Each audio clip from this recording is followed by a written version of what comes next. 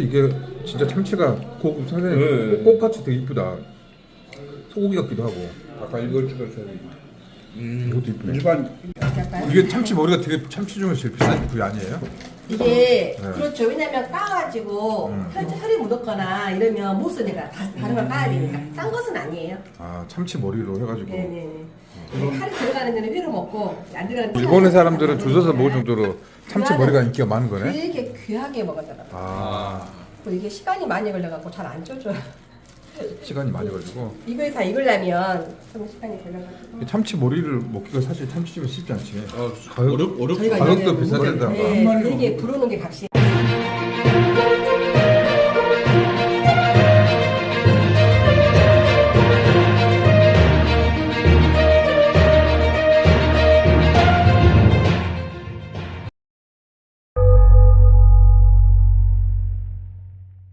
여러분 안녕하세요. 반갑습니다. 10월 23일 수요일 광주의 경제, 부동산, 아파트 소식들 살펴보는 채널입니다. 날씨가 이틀 동안 계속 비가 왔습니다. 오늘 날씨가 좋아져서 오늘 프로야구, 한국 시리즈, 기아 타이거즈, 삼성 라이온즈 경기가 진행될 것 같습니다. 많은 국민들의 관심을 갖고 있는 사안, 전국적인 이슈가 광주 전남에 쏠리고 있는데요. 아무튼 야구 도시 광주, 한국 시리즈 올라와서 이 경제도 같이 좀 살아나는 그런 계기가 되었으면 하는 바람입니다. 자, 그럼 오늘 준비한 소식들 본격적으로 시작을 해보도록 하겠습니다. 잠시 후에 뵙겠습니다. 오늘 첨단 삼지구 소식 먼저 시작을 하도록 하겠습니다. 첨단 삼지구 이 택지 개발 사업이죠. 이 AI 산업단지 내심혈관 사업. 내일 오전 10시에 광주 첨단 산업단지에 있는 광주 이노비지 센터에서 사업 설명회, 분양 설명회를 합니다. 이게 광주시, 전남도, 또 장성군 이렇게 이제 얽혀 있고, 광주에서는 북구, 광성구 경계 지점이 좀 모여 있다 보니까 행정 기관 간의 좀 지원이라든가 기업 육성에 대한 이제 그런 사업안들이 이제 추진되는 그런 상황입니다. 내일 오늘 이제 그 관련해서 이제 사실 좀 취재를 해봤더니 내일 김승남 광주 도시공사 사장 아마 취임으로 첫 공식 행사인 것 같은데 이런 현장을 참석하기로 했습니다. 김승남 사장이 내일 10시 옵니다. 혹시 이제 내일 현장에 가시는 분들 이라면 궁금했던 것들 한번 여쭤보시고, 또 코스트코 유치가 또 많은 분들의 관심 상황, 이번에 광주 유치를 한번 해보자라는 시민들의 기대 여론들 높아가고 있는데 직접 한번 여쭤보면 좋겠습니다. 제가 내일 현장에 지금 특별한 게 없으면 꼭 가서 한번 물어보고 싶었는데 내일은 또 중요한 또 일정들이 같이 겹쳐가지고 현장 취재를 못 가게 됐어요. 그래서 현장 혹시 가시는 구독자님들 계시면 이 첨단 삼지구 유통 부지가 두 개로 쪼개져 있거든요. 그 부지에 코스트코 유치가 가능한지, 이게 안 된다면 어떻게 방법을 찾아야 되는지, 코드 변경 또는 법을 개선하는 이런 방법들이 있을 수 있죠. 또 그것도 정 안 된다면 이제 그 근교, 예를 들어서 광주 도시공사가 담당하는 곳들이 몇 개 있어요. 서광지역도 지금 거론되고 있고, 또 대촌, 오늘 뉴스 봤더니 대촌에 또 축구장 크게 이제 인프라 구축된다, 투자가 된다는 얘기 들었습니다. 아무튼 뭐라도 계속 만들어지고 발전된다는 소식은 좋은 소식인데, 이 도시공사 사장이 재선 국회의원 두 번이나 했기 때문에 좀 힘이 있죠. 실력 있고 좀 파워가 있는 이 분이 오셨으니까 본인이 도시공사 사장으로 재임하면서 굵직굵직한 성과 좀 남겨가지고 또 삼선 의원 그 정도 하면 삼선 의원 할 수도 있겠죠. 안 되면은 소문 다 나서 이제 떨어질 수도 있으니까 김승남 사장이 내일 직접 오셔서 이 코스트코 유치에 대한 그런 이제 우리 시민들의 여론들 염원 좀 들어가지고 방법이나 해법을 좀 찾아서 총대를 좀 매주길 바란다라는 마음을 전달해 드립니다. 광주도시공사 첨단 삼지구 지금 남은 블럭 지금 이렇게 남아 있죠. 지금 A1, A2, A3 이 블록은 지금 아파트가 지금 돼 있고, 나머지 이제 산업단지 공간들을 채워야 됩니다. 산업단지 공간에서 그 기업들 유치를 하는 그런 이제 설명을 할 것이고, 아파트가 총 여기가 109만 평 정도 되는데 첨단 삼지구에 그 계획된 아파트가 7,576세대, 지금 한 절반 정도가 들어왔습니다. 나머지 한 절반 3,600세대를 아파트를 지어야겠죠. 근데 여기 임대 아파트가 들어갑니다. 임대 아파트가 한 2,000세대 정도 들어갈 것 같고, 나머지 블록 민간 아파트 이것도 한 1,200세대 정도 될 것 같습니다. 지금 이제 여기 아마 도시공사 재측입니다. 이 도시공사가 이번 사업에서는 실제로 시행사로 직접 사업에 참여할 것이다. 이제 그런 관측들이 나오고 있습니다. 기존에는 도시공사가 토지만 개발해가지고 이 땅 쪼개가지고 나눠서 팔는 역할만 했었거든요. 그래서 그냥 그 토지를 판 그 수익만 올렸었는데, 이제 이번에는 첨단 삼지구가 기존 아파트들이 좀 성공을 했다 이렇게 판단이 들었었잖아요. 그래서 이제 이번에는 좀 욕심을 좀 낼 것 같아요. 직접 땅도 팔지만 거기 직접 지분으로 들어가서 이제 시행사가 되는 거죠. 시행사 돼서 공동 도급 시행 형태로 이 사업을 좀 갈 것 같습니다. 지금 예상되는 그 시공사 이제 남은 블록이 좀 민간 아파트 A7, A8 요 블록들 좀 남았는데 이 아파트 파트너 누가 될 건가? 삼성, 레미안, 현대산업개발, 예, 현대건설 굵직굵직한 회사들이 오면 좋겠지만 사실 이제 지역의 이제 중견 건설사 그런 이제 건설사 이야기들이 나오고 있습니다. 아무튼 이제 이 설명의 이유로 해서 이 첨단 3지구 남은 블록 또 중요한 거는 이 광주 제조업이 성장에 같이 가야 되잖아요. AI 산업단지라든가 기타 뇌혈관 미래 산업이라고 할 수 있는 그런 기업들을 유치를 해야 되니까 그런 정주 여건 만들기 위해서 여러 가지 인프라들 예컨대 지금 코스트코 유치 한번 하면 좀 센세이션 할 것 같아요. 지자체들 또 도시공사 사장님들 진짜 한번 이번에 뭔가 좀 달라진 광주의 모습들 보여주길 바랍니다. 자, 다음 소식으로 넘어가도록 하겠습니다. 잠깐 빠뜨렸네요. 첨단 3지구 내일 사업 설명인데 기업 하시는 분들, 이 제조업 투자하시는 분들 일단 중요한 게 땅값이잖아요. 땅값, 토지공사, 이 도시공사의 토지를 조성했는데 얼마의 땅 분양할 건가? 산업단지, 이 산업단지 분양가는 평균 평당 241만 원입니다. 241만 원. 이게 조성 원가의 82% 수준인데요.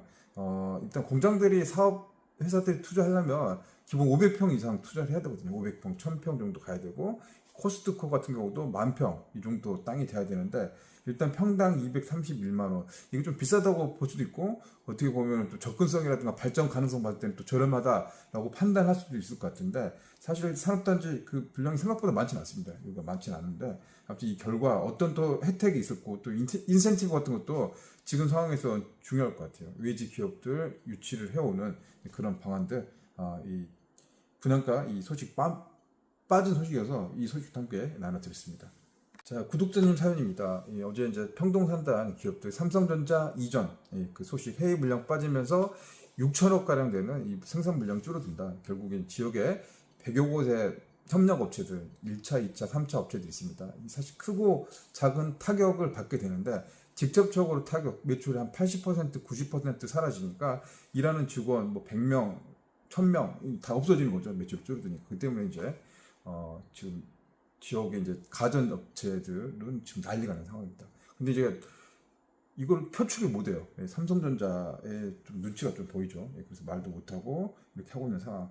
그래서 이제 일부 사장님들은 광주시 강기장 시장에 대해서 굉장히 좀 뿔난 소리, 화를 표출했습니다.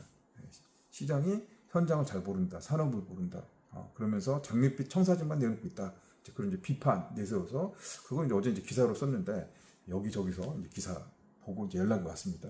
아침에는 광주시 대변인실에서 연락 왔습니다. 대변인실에서 연락 와가지고 서로 이제 이야기 주고 얻었습니다. 그래서 뭐 광주가 잘 되자고 하는 뜻에는 강기정 광주시장도 마찬가지고 뭐 대변도 마찬가지고 공무원도 마찬가지고 우리 기업도 여러분도 마찬가지잖아요. 그런 큰 틀에서 현장의 목소리다 이제 그런 걸 감안하고 시의 입장도 충분히 들어보겠다라고 해서 이제 오늘 또 그 산업 총괄하고 있는 총괄 정책과 또 한참 통화를 했습니다. 좀 자세한 이야기를 또 만나서 이야기를 해 보기로 했습니다. 아무튼 삼성전자 광주 사업자 이 공장장님도 이제 만나 뵙기로 했는데 현장 가서 이 삼성전자 이야기도 좀 들어보고 또 협력업체 이야기를 좀 더 보완하고 또 광주시 또 대안이라든가 대책도 함께 고민하는 이제 그런 걸 통해 가지고 조금 좀 방법들을 찾아보도록 하겠습니다. 근데 뭐 제가 혼자 할 수 있겠습니까? 혼자는 절대로 제가 할 수 없죠. 여러분도 기회도 주시고 또 응원도 주시고 아무튼 뭐 광주시나 뭐 삼성에서 이런 방송도 유튜브 방송도 보시고 그런 피드백 또 여론은 좀 살피고 있잖아요. 그러니까 여러분들도 적극적으로 댓글 또 소통해 주시면서 또 좋은 정책들 안건들은 좀 전달 좀 해주시기 바랍니다. 그렇게 하고 아무튼 이제 오늘 어제 오늘 방송 보시면서 구독자님 댓글 달았습니다. 평동 산당 회사 이제 문 닫게 됐다. 그런 이야기를 해드렸는데 이 구독자님의 아드님도 이 평동 산단에 근무를 하고 있었는데 9월 달까지 회사를 다니고 회사가 문을 닫았답니다. 그래서 지금 이제 실업급여 받고 있는 이제 실업자가 됐다라고 하면서 이 경기가 이렇게 어렵다, 제조업 불황이다. 그래서 같은 계열에 있는 가전 업체냐고 여쭤봤더니 이 프랜차이즈 업체 그 대만식 샌드위치 홍루이젠이라고 여러분 들어보셨어요? 예, 그거를 만들어주는 그 공장이 광주에 있었는데 이 평동산단에. 근데 이 매장들도 폐점이 되고 매출이 줄어들면서 이 광주 공장을 철수를 했다고 합니다.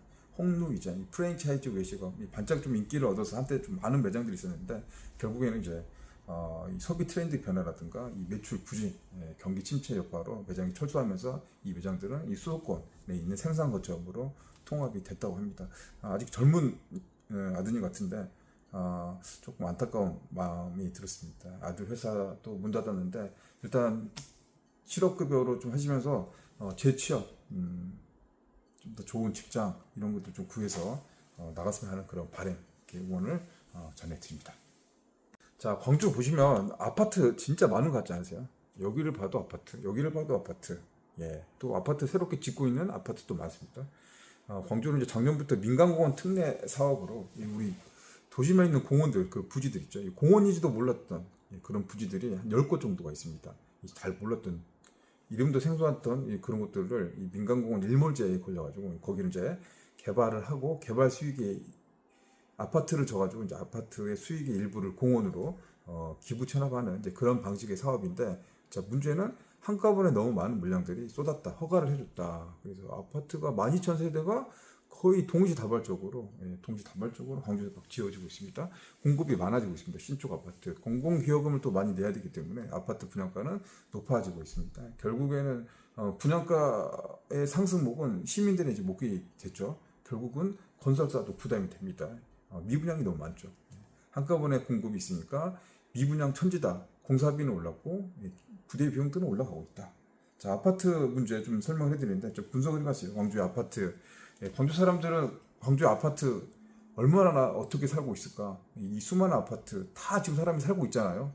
광주 아파트 거주 비율 68% 정도 됩니다. 이 전국에서 가장 많습니다. 광주 인구가 142만이 조금 안 되는데 이거 아파트 사시는 분들이 계산기 두드려 봤더니 96만 명 가량이 아파트 공동주택에 살고 있습니다. 저도 아파트, 여러분도 대부분 아파트일 것 같습니다. 단독주택 사시는 분도 계시겠지만 그건 좀 적겠죠. 96만 명이 아파트에 살고 있습니다. 그렇다면 전국에서 생활 거주 형태를 봤더니 전국은 53%밖에 안 돼요. 2명 중에 1명이 아파트 사는데 광주는 10명 중에 7명 가량이 아파트에 살고 있다. 그러니까 아파트가 굉장히 많다는 소리입니다. 아파트 단지를 좀 살펴봤어요. 계산해봤더니 아파트 단지 광주에 1046개 정도 있습니다. 단지, 아파트 단지. 많죠. 근데 여기서 이제 구축 아파트, 오래된 아파트, 20년 이상 오래된 아파트가 63%. 그러니까 20년 전, 30년 전에 광주에 아파트를 많이 짓기 시작한 거죠. 30년 이상 된 아파트 단지는 349개 단지가 있습니다. 33% 노후 단지. 30년 이상 된 게 어떻게 보면은 이제 초기에 이 택지지구 개발된 곳들 있죠. 그런 곳들, 문흥지구라든가 신관지구, 첨단지구, 여기도 거의 30년 가까이 돼가고 있는데 이런 아파트들이 지금 노후화되고 있다. 근데 재개발, 재건축은 사실 쉽지 않은 상황이죠. 지금 앞으로 인구 구조라든가 건설 단가가 올라갔을 때 이 수익을 맞추기 힘들어집니다. 지금 이제 조합 사업들이 좀 불투명성이 있죠. 근데 지금 이 상황들 보면 이 아파트가 많다는 겁니다. 광주가 전국에서 1등이라는 소리. 그리고 신축 단지보다 이 노후된 아파트, 구축 아파트들이 많이 늘고 있습니다. 근데 이제 신축도 지금 새로운 아파트들이 좀 공급되고 있으니까 신축 아파트들도 이제 경쟁을 하겠죠. 경쟁을 하는데 확실히 이제 옥석 구분, 양극화가 시작될 것 같다. 입지 좋고 사람들이 서로 원하고 희망하는 아파트, 거기는 그래도 유지를 하고 아파트 가격도 좀 상승을 하겠지만 이제 그렇지 않고 이제 평준화되고 미분양이 해소되지 않는다면 광주 미분양 얼마 지금 7,100세대인데 실질적으로는 10,000세대 넘어갔다라고 현장에서는 체감을 하고 있습니다. 그래서 이런 미분양 물량들이 해소되지 않고 아파트는 많이 공급되고 실제로 이 주거율, 이 아파트 공급률, 이 주택 공급률은 120% 가까이 됐다라고 하는 게 이제 일반적인 현상인데 이게 참 이제 좀 걱정이 되긴 합니다. 이제 오늘 소식은 사실 이제 이 아파트 이걸 하려고 한 건 아니었고 구축 아파트죠. 오래된 아파트, 30년 이상 된 아파트. 여기 보면 아파트 단지 안에 이제 오래된 아파트인데도 그 도로 같이 쓰는 게 있거든요. 공공 이 보행로, 이 보행 통로, 보행자 도로 이런 게 있는데 사실 이제 오래된 아파트니까 이 재원들이 없죠. 그래서 주거 환경이라든가 안전성, 인프라 이런 게 부족합니다. 막 학교 갈 때 막 지나가잖아요.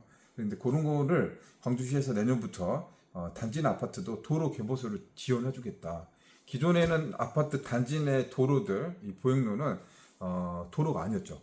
개인 사유지다 보니까 시 공공 영역에서 이제 개입할 이 부분이 없었는데 이게 이제 시의회에서 오늘 그 본회의를 통과했습니다. 그래서 공동주택 관리 조례 개정안이 통과돼가지고 이 공공보행 통로라든가 이 보행자 도로에 자치단체가 예산을 지원하겠다. 광주시가 이제 도로를 좀 지원해서 아파트 좀 좋게 해주겠다 이제 그런 겁니다.